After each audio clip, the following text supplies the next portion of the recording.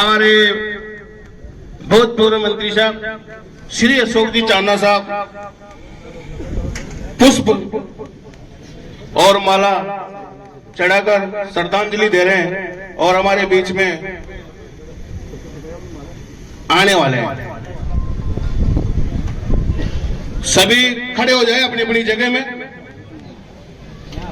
अपनी अपनी जगह में खड़े हो जाए और स्वर्गीय देवलाल जी चांदना जी को प्रथम पुण्यतिथि पर माला और फूल चढ़ाकर और तिलक अगरबत्ती लगाकर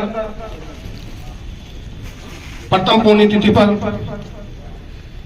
देवलाल चांदना अमर रहे, देवलाल जी चांदना अमर रहे, जब तक सूरज चांद रहेगा देवलाल जी का नाम रहेगा, जब तक सूरज चांद रहेगा देवलाल जी का नाम रहेगा, देवलाल चांदना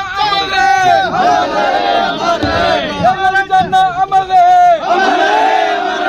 जब तक सूरज चांद रहेगा देवलाल जी का नाम रहेगा, जब तक सूरज चांद रहेगा देवा जी का नाम रहेगा, जब तक सूरज चांद रहेगा देवा जी का नाम रहेगा, जब तक सूरज चांद रहेगा देवा जी का नाम रहेगा, जब तक सूरज चांद रहेगा देवा जी का नाम रहेगा। देवलाल जी चांदना अमर रहे, अमर रहे, अमर रहे, देवलाल जी चांदना अमर रहे, अमर रहे, अमर रहे, देवलाल जी चांदना अमर रहे, अमर रहे, अमर रहे, देवलाल जी चांदना अमर रहे, अमर रहे, जब तक सूरज चांद रहेगा देवा जी का नाम रहेगा, जब तक सूरज चांद रहेगा देवा जी का नाम रहेगा, देवलाल जी चांदना अमर रहे, अमर रहे, अमर रहे, देवलाल जी चांदना अमर रहे, अमर रहे, अमर रहे, जब तक सूरज चांद रहेगा देवा जी का नाम रहेगा,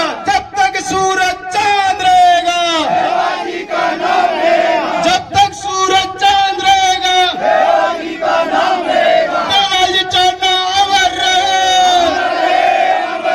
देवलाल जी चांदना अमर रहे, अमर रहे, अमर रहे, जब तक सूरज चांद रहेगा देवा जी का नाम रहेगा, जब तक सूरज चांद रहेगा देवा जी का नाम रहेगा, जब तक सूरज चांद रहेगा देवा जी का नाम रहेगा, देवलाल जी चांदना अमर रहे,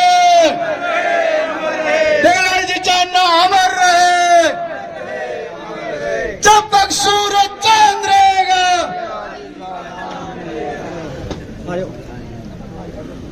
आप सभी बैठ जाओ, पुष्प चढ़ा लो, एक एक आता रहो, चढ़ाता रहो, कोई बात नहीं। लो जी मार साहब संभालो। आप सभी बैठ जाएं, एक बार सभी बैठ जाएं। आदरणीय हिंडोली विधायक एवं पूर्व मंत्री श्री अशोक जी चांदना हमारे बीच में हैं। जोरदार तालियों की गड़गड़ाहट के साथ में इनका हार्दिक स्वागत। यही जो श्रद्धासुमन हमारे एवं हमारे बीच में दलवीर जी चांदना भी हमारे बीच में उपस्थित हो चुके हैं। आप बैठ जाइए। पुष्प श्रद्धासुमन बाद में होगा सर प्रोग्राम। 1 मिनट 5 मिनट रुक जाइए, केवल 5-10 मिनट की बात है।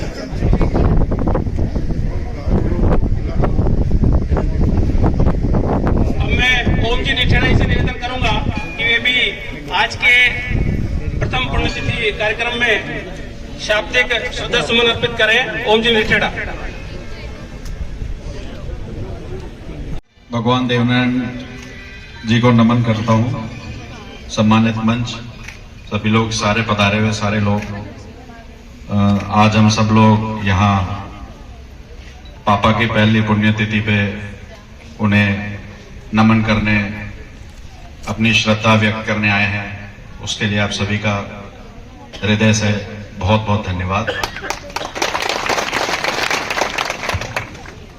जैसा कि अभी सबने कहा, तो हमें सिर्फ उन्हें वैसे ही याद करने की जरूरत है जैसे वो चाहते थे।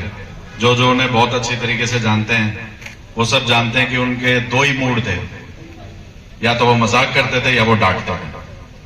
तीसरी कोई चीज उनके, कोई फालतू की बात नहीं, किसी तरह की नहीं। उसमें सीखने वाली चीज ये थी कि हंसते हुए मजाक इसलिए करते थे कि जिंदगी में हर चीज को लाइट लो, सीरियस मत लो, और डांटते इसलिए थे कि ज्यादा भी लाइट मत ले लेना।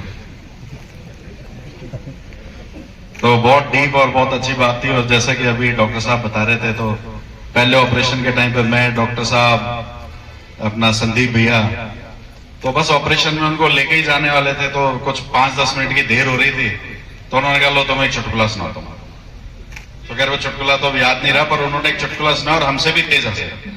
तो मैं तो थोड़ा सा सीरियस था, तो उन्होंने कहा तेरे मेरे सोचने से कुछ थोड़ी होता है, तू और मैं तो वो सोच सकते हैं जो हमारे हाथ की बात है, जो हमारे हाथ की बात नहीं है उसको सोच के क्या फायदा है। तो ये उनकी हिम्मत का था। और बच्चों से सबसे ज्यादा उनका बहुत ज्यादा लाड था।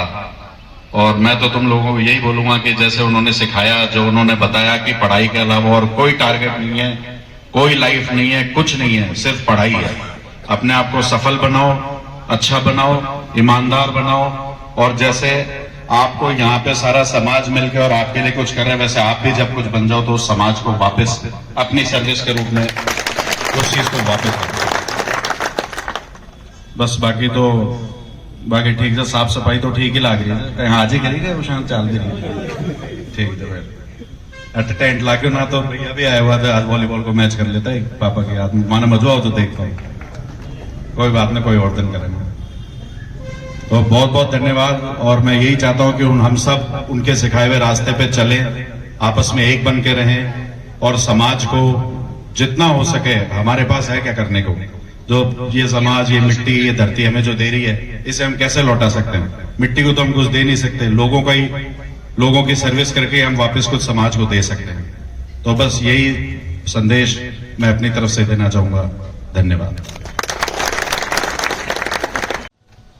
जय बोलो देवनाथ भगवान की। अब दो महापुरुषों का नाम लूं। सर्वप्रथम तो कर्नल साहब, फिर श्री देवलाल जी चांदना, जहां के लिए आप सब लोग आज इकट्ठा हो जाए। और ये दोनों लोगों को नाम कहा आपकी जो अमर रहे। क्यों? कि यहाँ का विचार हमेशा अमर रहनी चाहिए, यहाँ को संघर्ष हमेशा अमर रहनी चाहिए। जब तक यहाँ का विचार और यहाँ का संघर्ष की बात आपने ध्यान रहेगी, तब तक वो पच्चिना पर चाल अपन एक बेहतर समाज को निर्माण कर पाऊंगा, बेहतर सोच को निर्माण कर पाऊंगा, और आबा वाला भविष्य में हर प्रकार सुसाक्षर और सक्षम बना वो रास्ता पर चाल सकेंगा। कर्नल किरोड़ी सिंह बैंसला, श्री देवलाल चांदना, अब ये 7 शहीद भाई जाने आरक्षण की आग के अंदर अपनी आहुति दी, और यहाँ की शहादत की वजह से हुई आज राजस्थान के अंदर 5% एमबीसी को आरक्षण को कोटो। अगर वो आंदोलन 12 साल न चलतो तो निश्चित रूप से शिक्षा की जो अलग जगह थी, शिक्षा के संबंध में जो कर्नल साहब का, देवलाल जी का सपना था, वो सपना आगे तो बढ़ता, लेकिन जितना फलिया फूलिया आज की तारीख में जितना शिक्षा में आगे बढ़िया उस स्तर पर शायद आगे न बढ़ पाता। जिसू एक बात, ये 7 अमर शहीद अमर रहे। मंचासीन सभी गणमान्य लोग, जिलाध्यक्ष सम्मानी हुन साहब, और पंडाल में श्रद्धांजलि अर्पित करवाया था हमारे पिता तुल्य बुजुर्ग, युवा भाई बहन, प्यारा बच्चा। आज यहाँ कार्यक्रम आप लोग रख रहे जा, हमारा संदेश मिलियो, तुम्हारी भी इच्छा हुई कि आप हॉस्टल में चल रहा है। हॉस्टल में क्यों चल रहा हूँ? क्योंकि अपना जीवन का आखिरी 17 साल श्री देवलाल जी चांदना अगर कोई के साथ सबसे ज्यादा समय बिताए तो वो ये हॉस्टल का बच्चा था। मारे ख्याल से साल भर में जितनो समय मोर दलवीर पिताजी के साथ निकाला जा उतनो तो हॉस्टल का बच्चा 7 दिन में ही खाट ले जाए वहां के साथ। देवलाल जी चांदना अमर रहे, अमर रहे, अमर रहे। जब तक सूरज चांद रहेगा देवलाल जी का नाम रहेगा। यो मैं दुनिया को सौभाग्य है कि परम पिता परमेश्वर महादेव जी की कृपा से मां कहते देवा जी के घर में जन्म लेवा को मौका मिले। यो मैं दुनिया को सौभाग्य, लेकिन वहां को प्रेम जितनो अशोक चांदना दलवीर चांदना सोचो मन लागे जी हॉस्टल का शुरू शुरुआत का हर बच्चा के साथ वहां को वही जुड़ाव, वही प्रेम, वही इच्छा कि जैसे वो अपना औलाद में समझे जा कि ये आगे बढ़े, वो प्रकार से हॉस्टल का एक एक बच्चा का ना आगे बढ़ते वो देखो चाहो। चाहे कुरीतियां बंद करी हो, संघर्ष करी हो, जब बेहतरी की ओर समाज बढ़े तो अनेकों गतिरोध पैदा हो, विरोध पैदा हो, लेकिन वह सब गतिरोध अवरोध से पार निकल जाओ तभी संघर्ष कामयाब हो। और देवलाल जी मुझे पूर्वकता सही खेला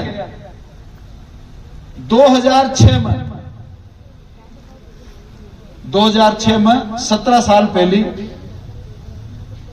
वाने की भाई अशोक दलवीर कारोबार संभालो, अब मैं रामेश्वर महादेव की सेवा करूंगा और हॉस्टल के बच्चों की सेवा करूंगा।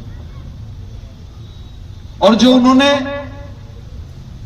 दूसरों को शिक्षा दी उसका सबसे पहले शुरुआत अपने घर से की।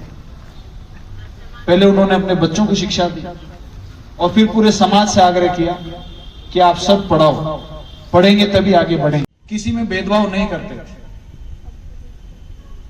किसी भी जाति का, किसी भी धर्म का व्यक्ति हो, जो अच्छा है उसको पूरा मान सम्मान देते थे और जो गलत है, चाहे उनका खुद का भाई हो, बेटा हो, सबके सामने मुर्गा बना देते। वो उनके भेदभाव नहीं था। मुझे आज भी याद है रामेश्वर महादेव समिति के वो अध्यक्ष तो 25 साल पहले बन गए। मैं घर पर था, गर्मियों की छुट्टियों में आया हुआ था,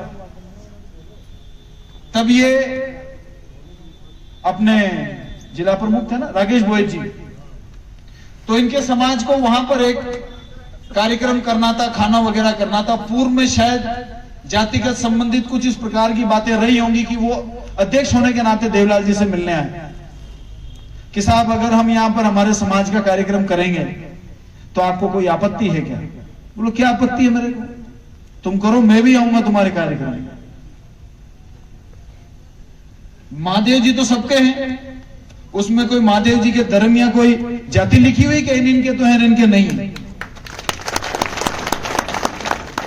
तो उन्होंने कहा आप बिल्कुल कीजिए, पूरी शौक से कीजिए और मैं खुद आऊंगा, जरूर आऊंगा।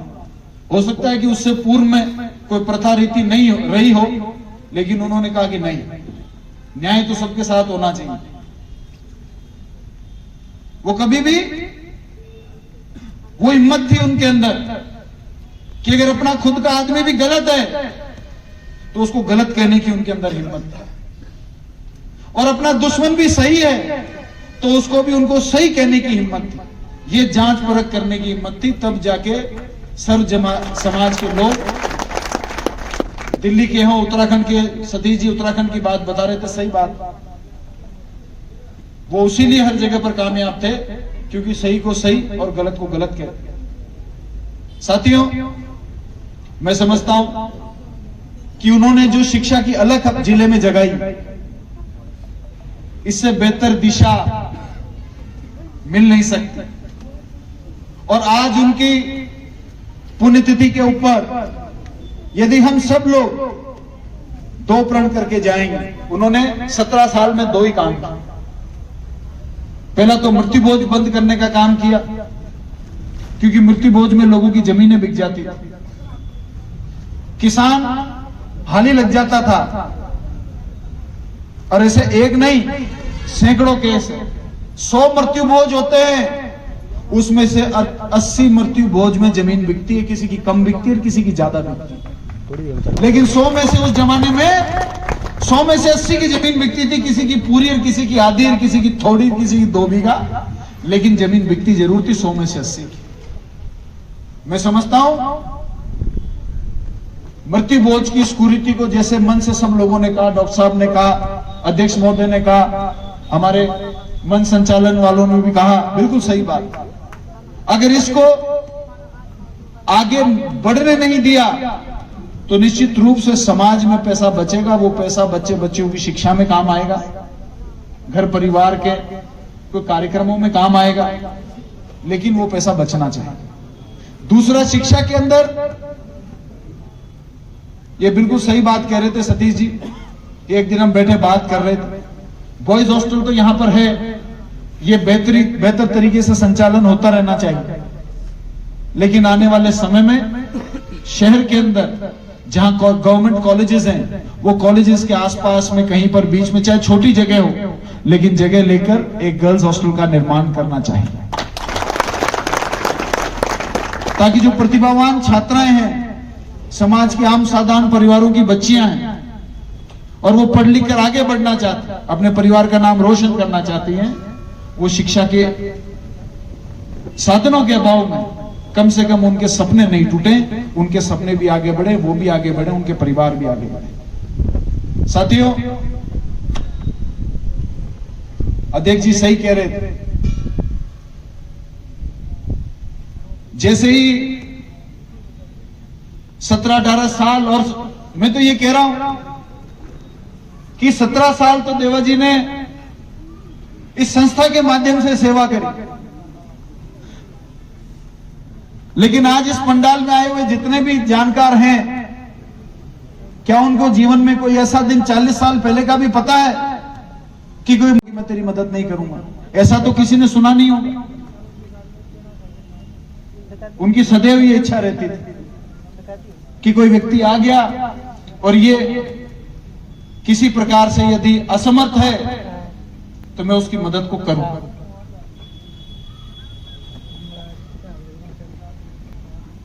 और जैसे ही देवा जी का देवलोक गमन हुआ, कुछ ताकतों और लोगों ने यह सोच लिया कि अब इनके ऊपर से ताकत हट चुकी है, इनको गिरा लो, इनको पटक लो। मैं इस मंच के माध्यम से कहना चाहता हूं,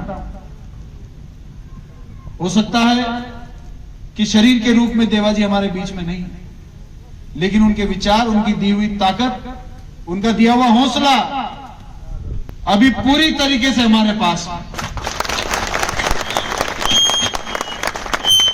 देवा जी जब 80 के अंदर 80 के दशक में बरड़ क्षेत्र में माइनिंग करने गए, वहां पर भी लोगों को हौसला देकर आए कि नहीं आए? जब देवा जी सावर गए 2000 के दशक में, तो सावर और केकड़ी इलाके लोगों को भी वो हौसला देकर आए। और जब वो इस संस्था के माध्यम से बूंदी में उन्होंने काम किया, तब हमारे बूंदी के लोगों को भी काफी उन्होंने हौसला दिया। तो उनका हौसला हमारे साथ है। यदि कोई व्यक्ति, कोई ताकत, कोई व्यवस्था ये सोचती है कि इनको तोड़ा जा सकता है, इनको मरोड़ा जा सकता है, मैं उनको कह देना चाहता हूं कि अब हम शिक्षित भी हैं, समर्थ भी हैं और संयम में भी रहना जानते हैं।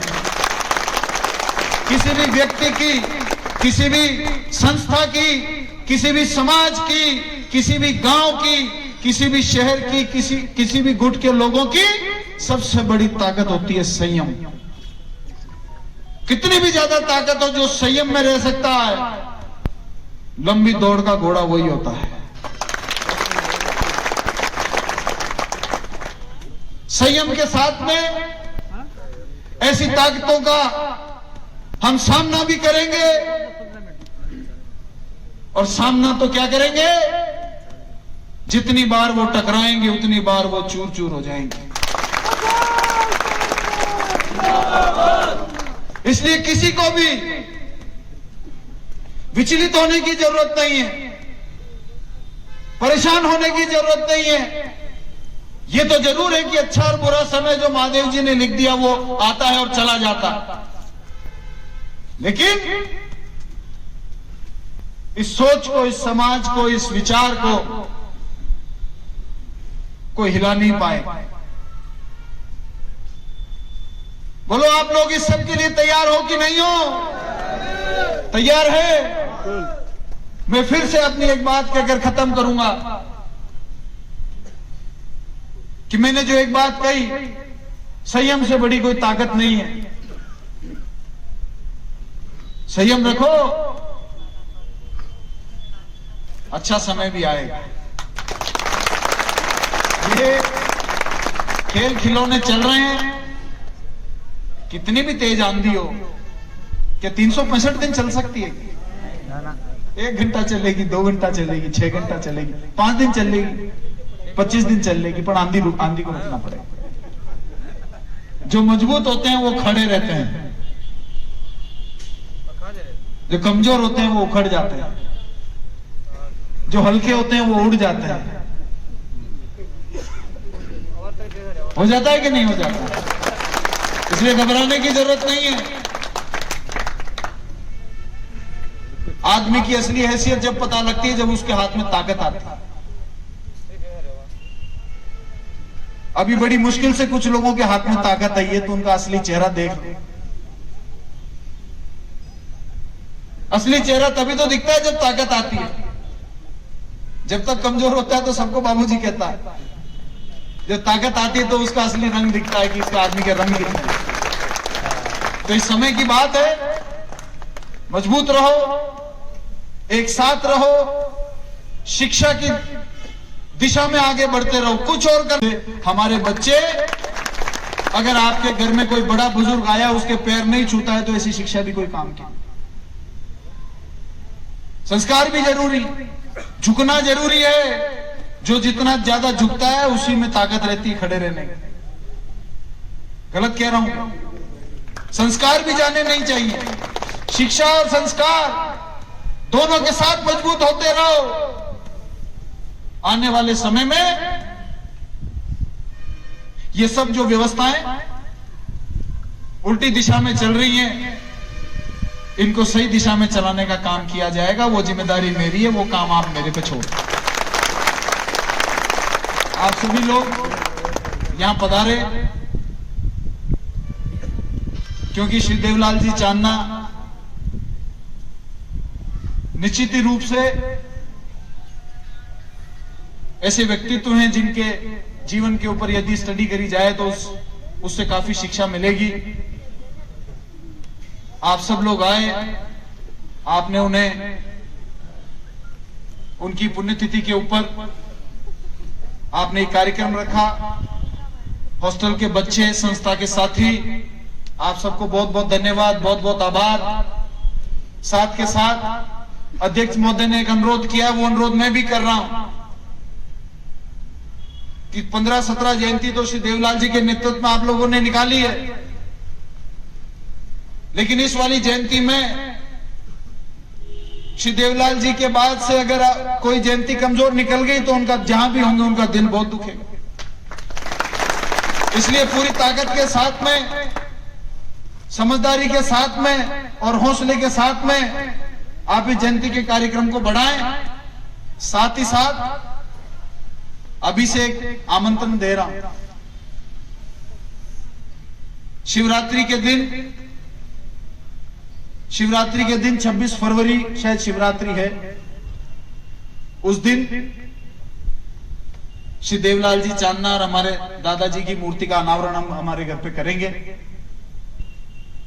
आप सब लोग उसमें सादर आमंत्रित है। बाद में भी आमंत्रण आएगा, पर अभी मौका है, अभी 1 महीना है, लेकिन अभी से आमंत्रण दे दें तो उसमें आप सब लोग जरूर पधारिएगा।